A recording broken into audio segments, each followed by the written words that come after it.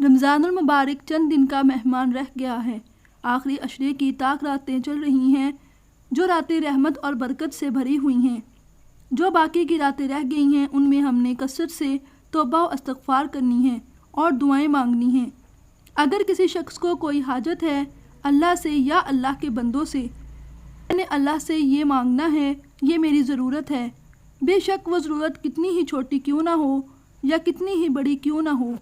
تو اس شخص کے لیے رسول کریم صلی اللہ علیہ وآلہ وسلم کی یہ ایک حدیث ہی کافی ہے۔ عبداللہ بن ابی اوفا رضی اللہ تعالی عنہ سے مروی ہے کہ رسول اکرم صلی اللہ علیہ وآلہ وسلم نے فرمایا، جسے اللہ سے یا اللہ کی مخلوق میں سے کسی سے بھی کوئی ضرورت ہو تو وہ وضو کرے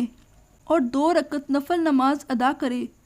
پھر اللہ کی تعریف بیان کرے اور رسول کریم صلی اللہ علیہ وآلہ وسلم پر درود بھیجے، پھر یہ کلمات پڑھے، دنیا و آخرت کی کوئی بھی چیز مانگے، انشاءاللہ تعالی اللہ تعالی ضرور عطا کریں گے۔